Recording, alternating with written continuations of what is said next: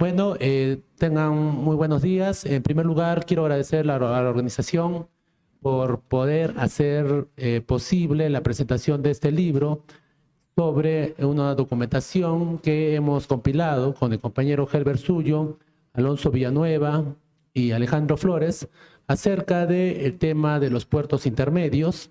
Eh, Agradezco también a la Universidad San Cristóbal de Huamanga, que ha tenido muy a bien poder acoger este evento, que creo va a ayudar a darnos algunos nuevos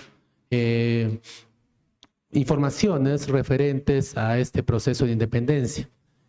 Para mí también es un placer poder compartir esta mesa con Marisa Bazán y Cristian Rodríguez Aldana, que han tenido el gesto de poder presentar esta publicación que hemos sacado precisamente en el marco del bicentenario de lo que se conoce como las campañas de puertos intermedios, unas campañas que se dieron y se llevaron a cabo entre los territorios de Arequipa y Tarapacá, que comprometieron ejércitos tanto patriotas y realistas y poblaciones de estas localidades. En ese sentido, en mi participación, yo un poco quiero mencionar cómo ha sido el proceso del trabajo, qué ánimos han estado detrás de esta publicación y señalar que en el año 2023, precisamente en conmemoración de las batallas de Torata y Moquegua, batallas centrales que se libraron en enero de 1823, de estas campañas, precisamente con los compañeros Helber, Alejandro y Alonso, decidimos sacar una publicación que compile documentación de corte regional acerca de estas referidas campañas, ¿verdad? Es por eso que este libro contiene documentos no únicamente de los archivos de Lima, que creo que son muchos ya conocidos. Proyecto Bicentenario ha editado, ha fotografiado algunos de estos documentos y están en acceso libre a través de los repositorios digitales. Así también hay colecciones que se han publicado a través de esta famosa y colosal colección que es la del sesquicentenario de la Independencia.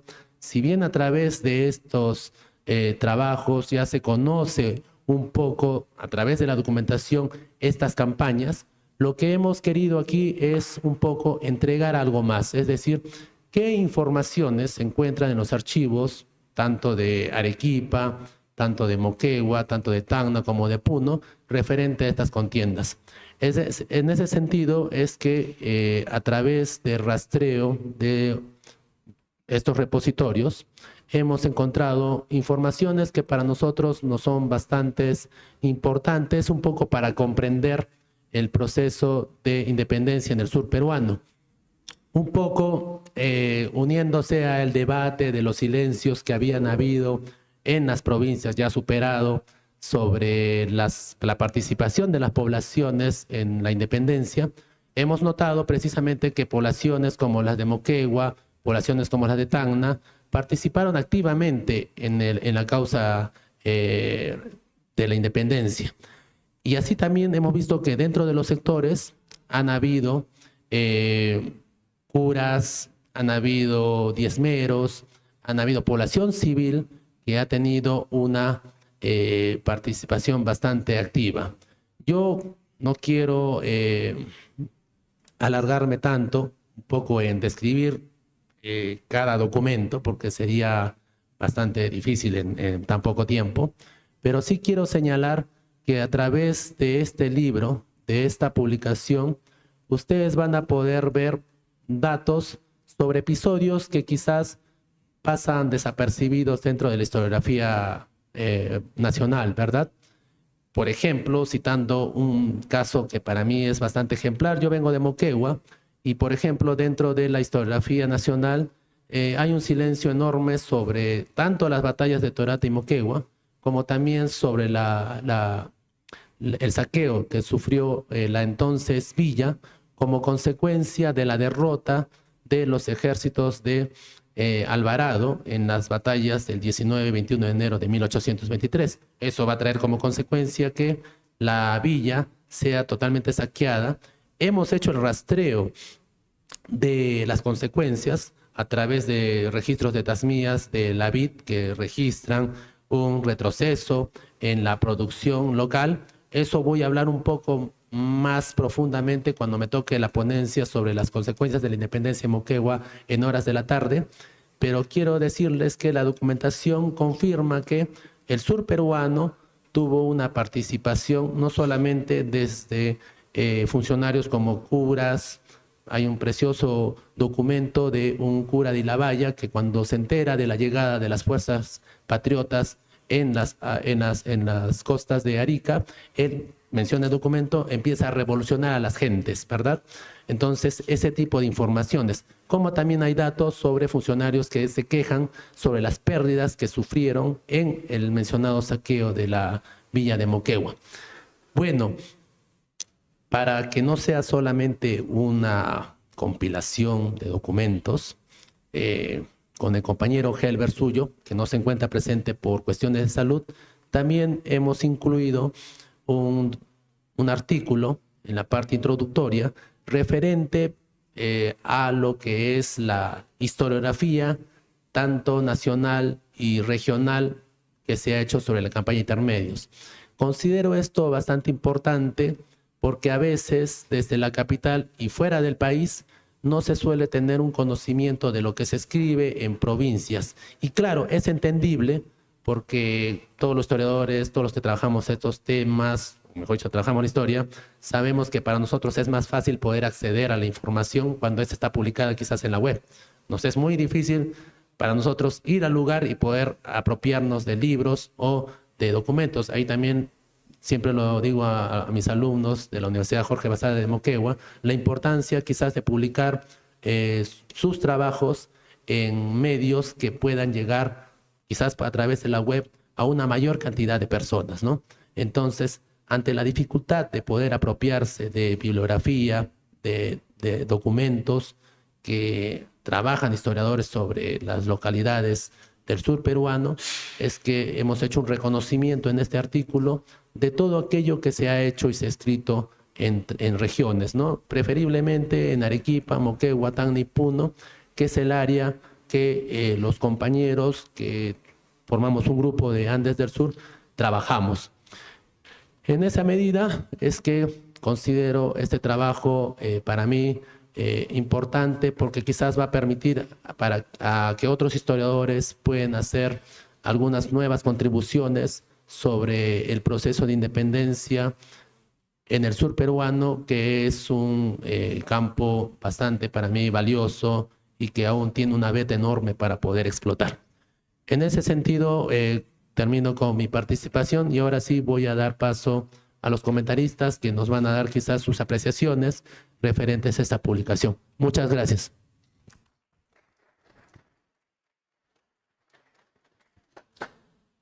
Bien, buenos días tengan todos ustedes.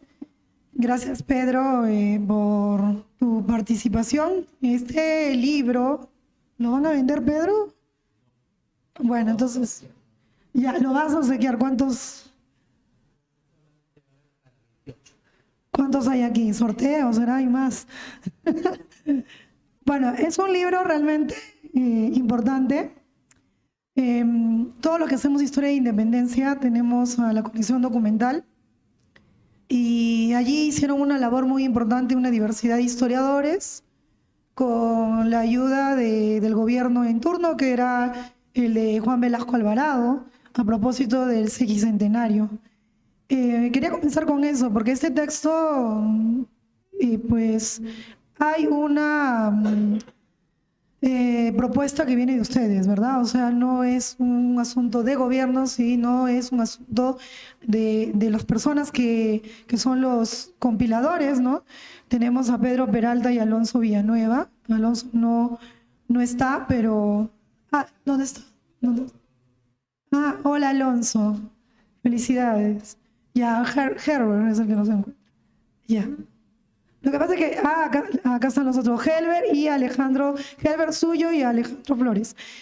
Bien, ellos han tenido, digamos, esta iniciativa que nos va a beneficiar, porque acá hay documentos bastante importantes sobre un momento del proceso de independencia que es poco conocido. Hace rato estaba hablando con mi querido profesor Carlos Contreras y estábamos hablando de este texto.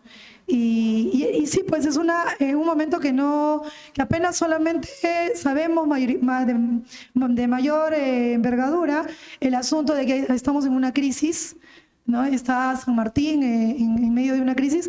De repente ya luego tú comentas un poco a raíz de las transcripciones que han hecho. Y no hay una unidad en el país, no hay un horizonte, ¿no?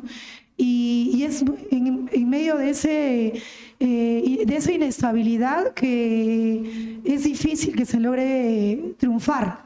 Y justamente como estos documentos se relacionan a Torat, ¿no? Batallas que se pierden, es como que no ha habido un gran interés. Pero también parte del proceso de independencia es mirar, ¿no? ¿Cuáles han sido las razones para llegar a esa situación de tener una campaña relativamente exitosa, aunque solamente parte del Perú, Lima, Trujillo, o sea, la zona norte es la que se vuelve patriota, con San Martín y la proclamación el 28 de julio de 1821, y luego sabemos que los realistas se van a la Sierra Central, pero este texto que tiene una serie de documentos nos habla de lo que está ocurriendo en el sur, y obviamente eso también es parte.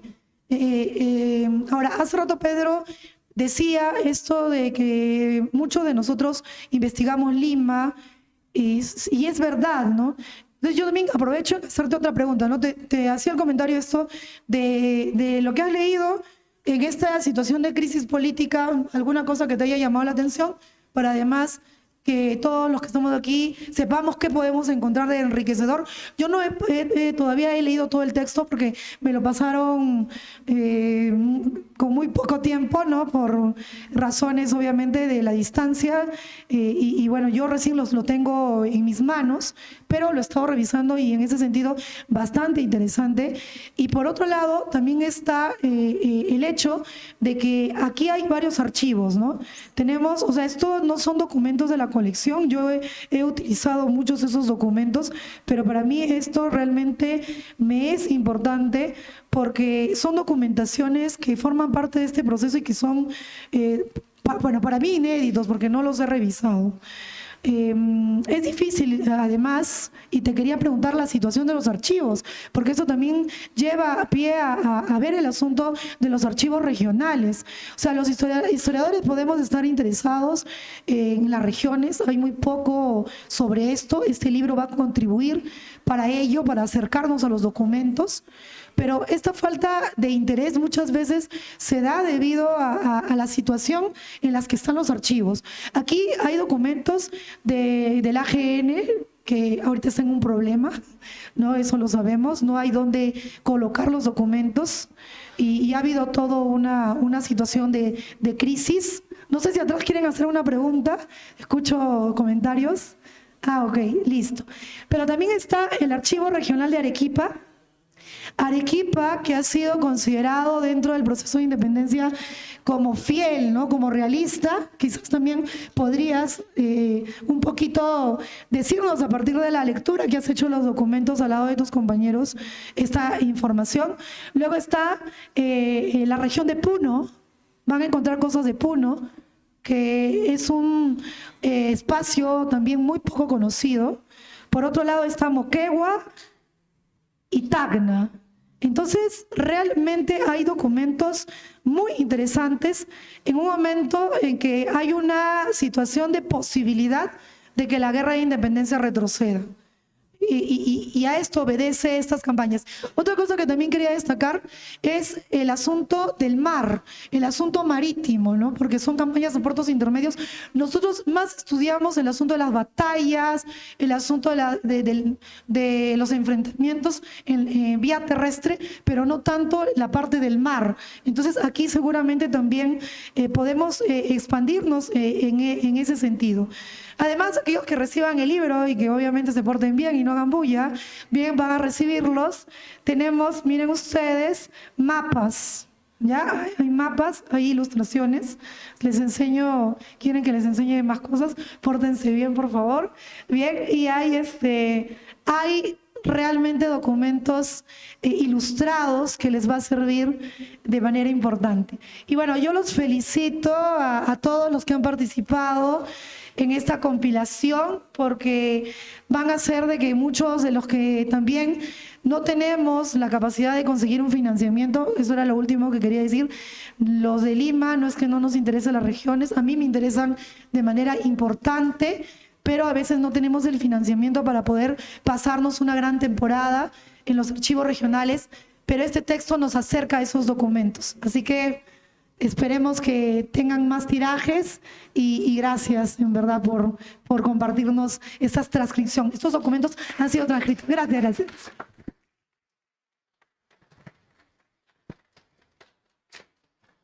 Tengan todos muy buenos días. Vamos a comentar el día de hoy el libro Documentos sobre la Guerra de la Independencia, Puertos Intermedios. En realidad, sí se escucha, ¿no? Cada vez que me invitan a comentar algo, a decir algo, me siento como ese gato que lo agarran y dice que no sé para qué me invita sin saber cómo me porto, ¿no? Lo digo porque yo casi nunca estoy de acuerdo con lo que dicen todos, ¿no? O sea, si nosotros hacemos un análisis sobre lo que pasa en Lima entre 1823, o sea, desde la llegada de Bolívar hasta diciembre de 1824, los artículos son casi nulos. Entonces, no es que la gente esté trabajando en Lima, no lo trabaja en realidad. Entonces, si bien es cierto, los historiadores nos encontramos asentados en Lima y producimos desde Lima, no quiere decir de que estemos pensando, por ejemplo, en cuál es la actitud de la Municipalidad de Lima para 1823, 1824. ¿Cuándo llegan las noticias de la capitulación de Ayacucho a Lima? Son temas que en realidad no sé si no les interesa o es que la misma Municipalidad de Lima no les importa, ¿no? Entonces, lo que yo quiero rescatar de este libro es el trabajo que se han tomado estos historiadores para, representando su universidad, porque ambos, bueno, son 4, ¿no? 2 representan a la Universidad Nacional San Agustín de Arequipa y otros 2 a la Universidad Nacional Jorge Basadre Groman. Entonces, hacer un trabajo de conseguir y recopilar información, aparte de transcribirlo, es muy difícil. Y lo digo porque también yo he tratado de hacer ese trabajo. O sea, para mí no ha sido nada sencillo transcribir actas del Cabildo de Lima de todo el año 20, todo el año 21, todo el año 22, 23, 24, 25 y 26. Es un trabajo arduo. Entonces, desde ya mis felicitaciones, no solamente a estos historiadores y a las instituciones que representan, sino a ese arduo trabajo que ellos obviamente no les ha costado una tarde, ni un día, ni un mes. Probablemente son años de trabajo. Entonces, esta recopilación cuenta con partidas de entierro, expedientes de donación, partidas de diezmo, expedientes de rebaja de diezmo, traslado de dinero por parte del virrey, documentos de correspondencia, etcétera, que están vinculados a los puertos intermedios, tanto a la primera campaña como a la segunda. Y sobre todo, si nosotros hacemos un análisis más exhaustivo, aquí entra a tallar Arequipa. Entonces, para nadie debe ser una sorpresa que por Arequipa, o mejor dicho, Arequipa y su puerto Quilca, fue utilizado continuamente para el desembarco de tropas, y no es tampoco una sorpresa decirles que el virrey La Serna, cuando se va desde Arequipa, desde el puerto de Quilca, ¿no? Entonces, esta región, que es el sur andino y sobre todo Arequipa, es un lugar, y lo vemos en el documento, que está siendo ocupado constantemente o por tropas que ya se encuentran ahí, que son de tinte realista, o de otras que son patriotas y que están desembarcando continuamente ahí. Entonces, no debe de extrañarles que en un libro como Las Memorias de Miller te digan de que muchos de los vecinos le han comentado que apenas entraban las tropas del rey, lo primero que hacían ellos era salir en sus balcones y sacar el retrato de Fernando VII, ¿no? Que muy bonito está en este Archivo General de Indias, cuando lo visitas, ahí está un cuadro muy bonito con la cara de él, ¿no? Y una banda celeste con blanco, ¿no? Entonces, Arequipa va a ser una constante dentro de la gran documentación que tiene estos documentos sobre la independencia.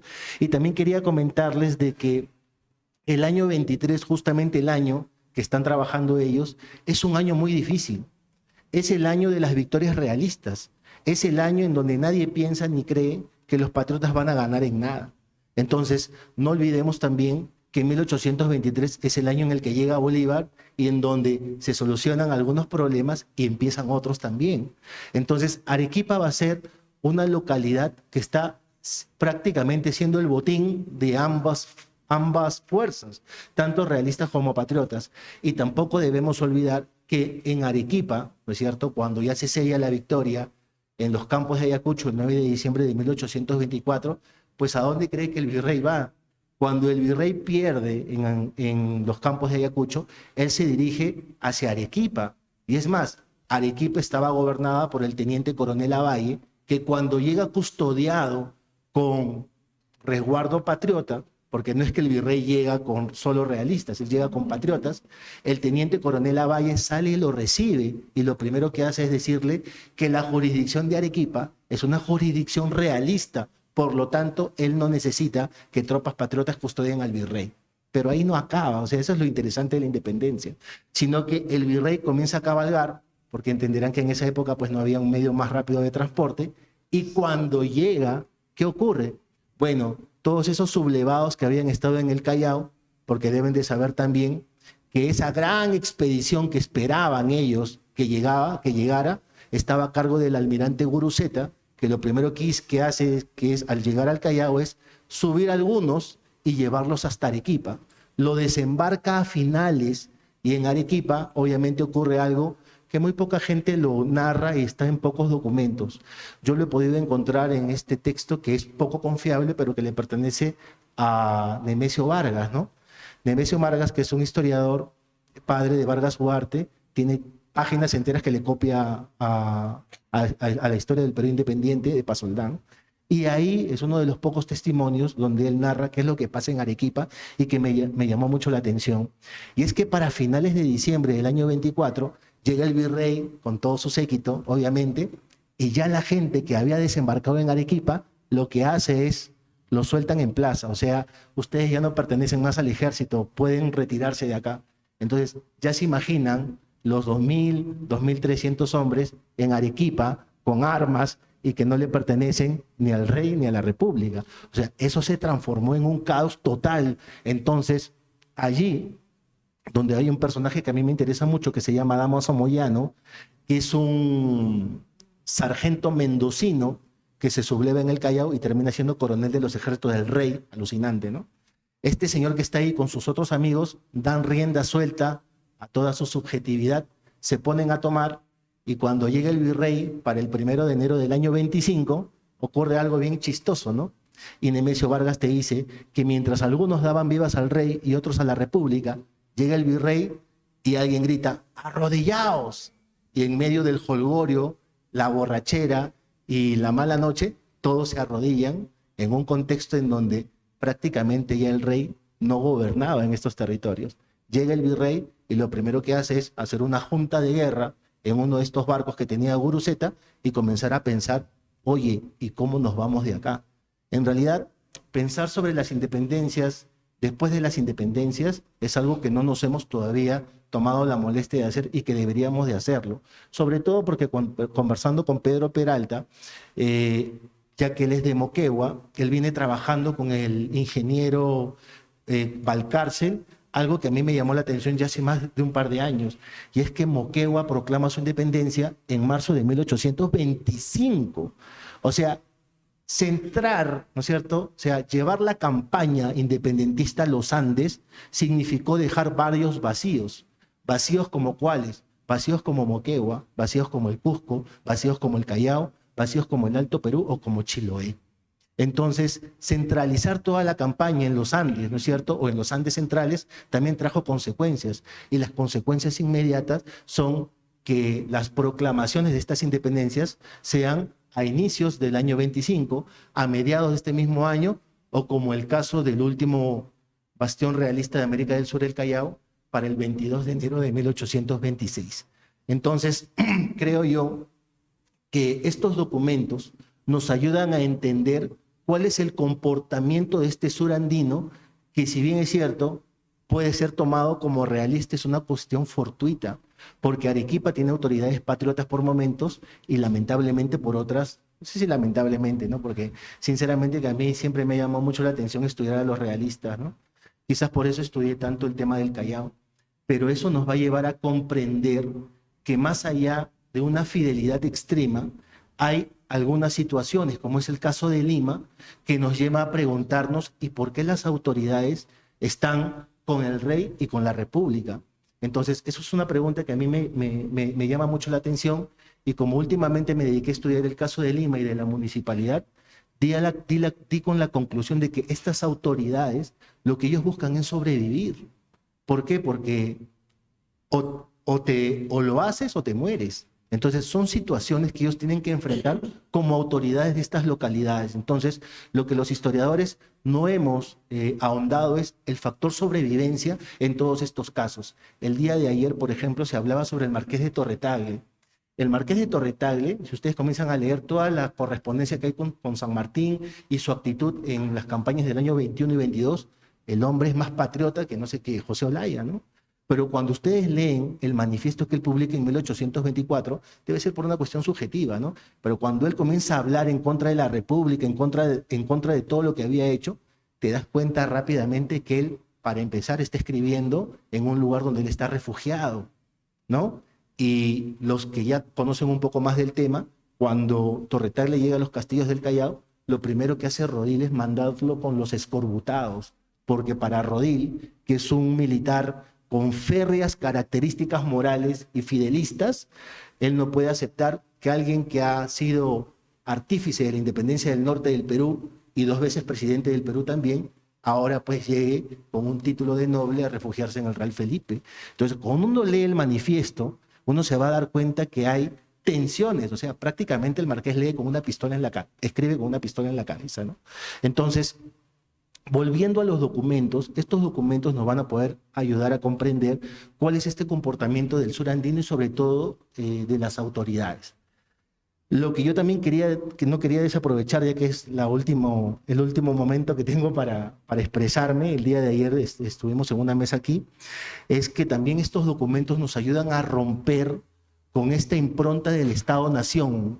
O sea, cuando nosotros, los historiadores, comenzamos a analizar temas, por ejemplo Arequipa, lo primero que hacemos, no lo digo yo, lo dice la señora Annette Lamperière en un excelente artículo que se llama Hacia una historia transnacional de las independencias hispanoamericanas, es que nosotros, de manera inmediata, lo que hacemos es, en nuestra cabecita, delimitar Arequipa, delimitar Lima, delimitar el Perú desde el hoy, pero no como eran en aquella época. Entonces, esa impronta del Estado-Nación nos lleva a discutir cosas que escuché ayer como la guerra civil. O sea, venimos constantemente hablando de la guerra civil y en qué momento nos hemos sentado a discutir qué cosa es la guerra civil en el Perú. O sea, hablamos de la guerra, dijeron ayer algo así como la guerra civil de los conquistadores, 2 o 3 españoles con una masa ingente de etnias enfrentándose. O sea, estamos hablando de eso de una guerra civil. Y el mismo ejemplo que puse ayer, tenemos en el campo de batalla de Ayacucho a patriotas y realistas, casos muy concretos. En un lado usted tiene a Juan Basilio de Cortegana, de Celendín, y por otro lado tiene a José Antonio Navala Huachaca, que es un iquichano. ¿Ustedes creen que se sienten parte de una comunidad imaginada, parte del Imperio Español? No, señores. Y así como esos hay muchos casos. Entonces yo pienso que ya es el momento de comenzar a discutir en serio y no solamente decirlo, porque el primero en hablar sobre las guerras civiles fue en unos extensos tomos gruesos, que son 4, que son las memorias de Jerónimo Valdés. Y desde allí nadie más ha querido hablar sobre el tema. ¿Por qué? Porque cuando Valdés está sobre el campo de batalla, está viendo frente a él a otros españoles como él y no está viendo a otros más. Entonces, desde ese momento, no hemos comenzado a discutir cuál es el carácter de guerra civil que tenemos en el Perú para comenzar a discutirlo y finalmente decir si fue así o no. Bueno, agradezco la invitación, gracias Pedro, gracias a Helber que no nos ha podido acompañar. No tengo la oportunidad de conocer a Helber solo de manera virtual, pero desde ya les agradezco el interés por darme la oportunidad de comentar este importante libro con una gran cantidad de documentos.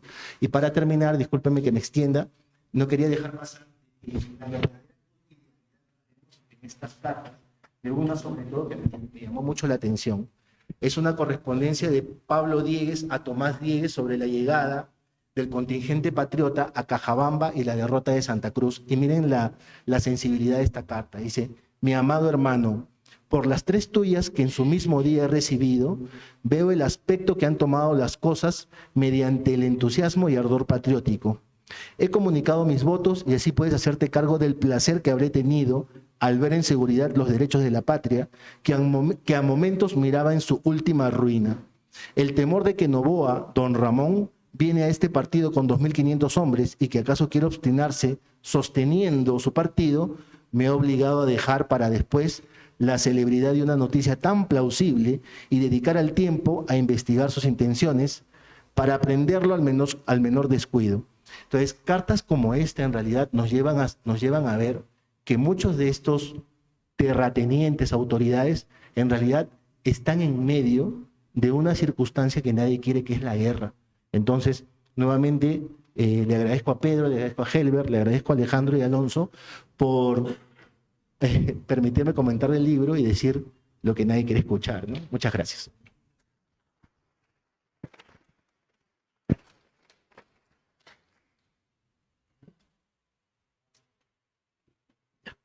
Sí, muchas gracias a los comentaristas, pero voy a un poco responder a las preguntas que me hizo Marisa sobre quizá la situación de los archivos.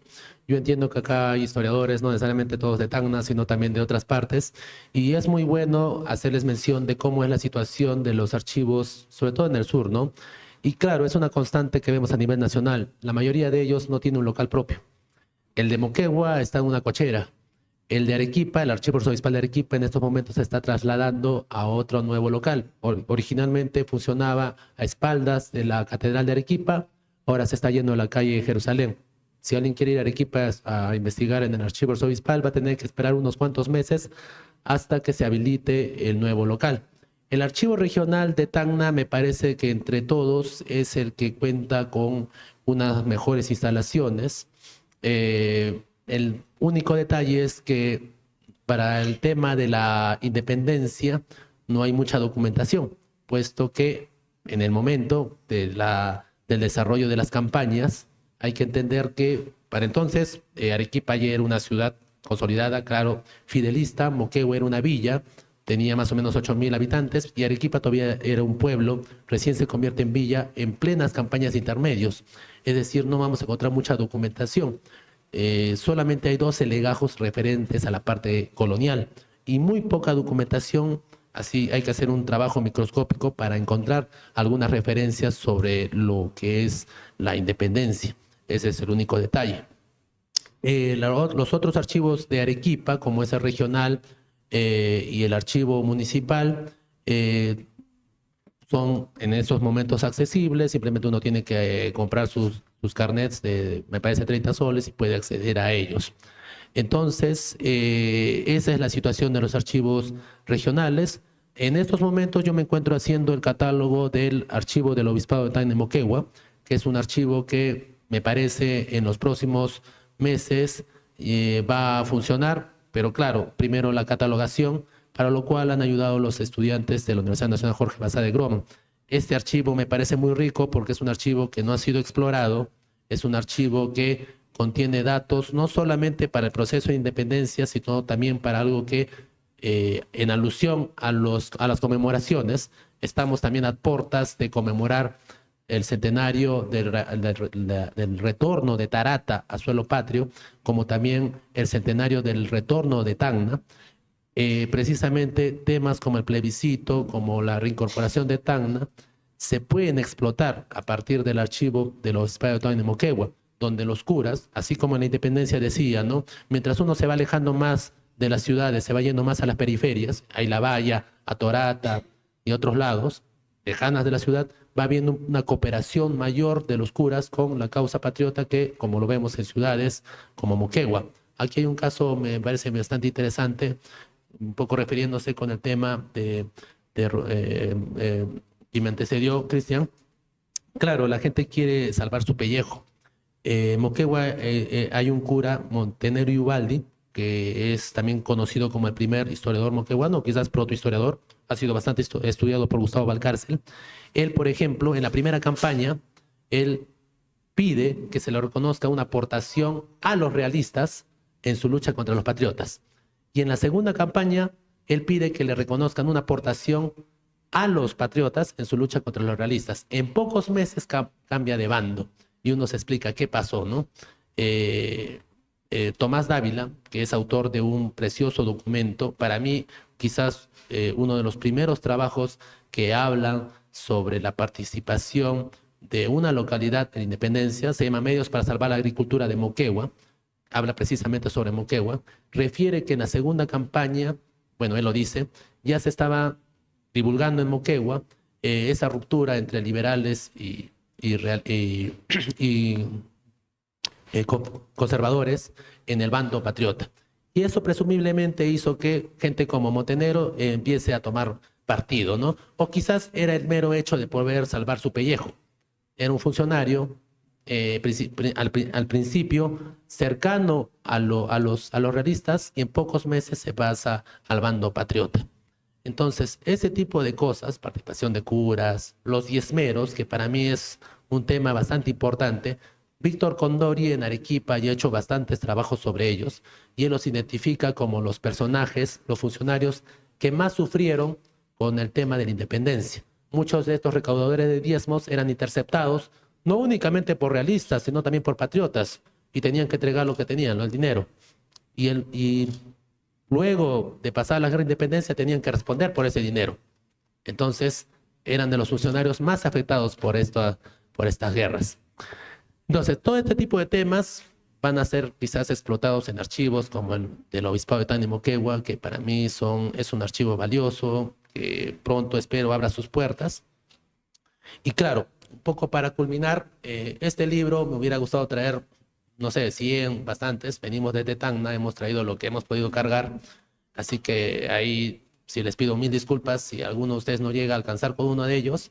El libro está en formato digital, a través de la página de la empresa Ejesur, que es una empresa que yo desde aquí saludo y siempre lo voy a hacer porque viene apoyando las publicaciones de corte histórica y siempre con mucho cuidado. Cuando publicamos este libro nos dijeron, ¿no? Ellos un poco en el marco de lo que es la investigación, ok, les podemos publicar su libro, pero tráigame 2 opiniones de pares. Lo que me parece bastante saludable porque uno, por cuidar siempre el prestigio, tiene que hacer un trabajo bastante serio y tiene que tener la opinión de otras personas. Eso siempre es necesario. En ese sentido, también saludar a Alonso y a Alejandro, que son 2 alumnos míos que también están participando en ese libro, que han ayudado en el proceso de elaboración del trabajo. La carátula, por ejemplo, ha sido elaborada por Alejandro.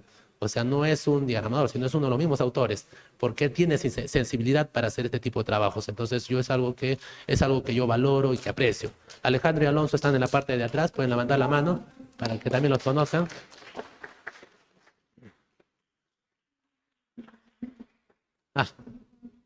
Claro, sí, ¿no? El libro ha sido la impresión financiada por la empresa Ejesur, el trabajo, la edición, el trabajo de compilación. Tenemos suerte de que Helber trabaje en la UNSA, yo trabajé en Tacna, Alonso y Alejandro están en Tacna también, y yo vivo en Moquegua. O sea, tenemos esa suerte de que estemos en localidades y que por ese sentido no tengamos que quizás recurrir a financiación para poder compilar esa documentación. Sí lo hemos hecho a través de algunos amigos. En la maestría que tenía en la San Pablo, tuve amigos de Puno que me ayudaron a fotografiar documentos de Puno, que, valga la redundancia, respondiendo a la pregunta de la situación de los archivos, me di con la sorpresa de que buena parte de la documentación referente a la independencia estaba quemada en Puno. Había habido un incendio no hace muchos años y se tuvo que rescatar de los pocos documentos que quedaban algunas informaciones que podían ser todavía legibles. Entonces, esa es la situación de los archivos regionales. Es lamentable, pero los historiadores tenemos que tratar de rescatar esos datos lo más antes posible. Un poco me dice Alonso que hay 34 libros. Yo sí voy a pedirlas a los estudiantes, algunos ya lo han recibido en Tacna, que demos prioridad quizás a los que están aquí, porque para ellos va a ser muy difícil ir a Tacna. Yo les voy a entregar un libro en Tacna a mis estudiantes cuando regresen, si es que no llegan a alcanzar a uno de ellos. Así que por ahí yo sí les voy a pedir su colaboración. ¿Ya? Entonces, ya. Entonces nuevamente agradecer a la organización por darme esta oportunidad para poder compartir con ustedes este libro que espero para ustedes sea de provecho. Y claro, si ustedes lo aprovechan, para mí va a ser, como dicen, ¿no? Tarea cumplida, porque ya estoy colaborando en algo. Gracias.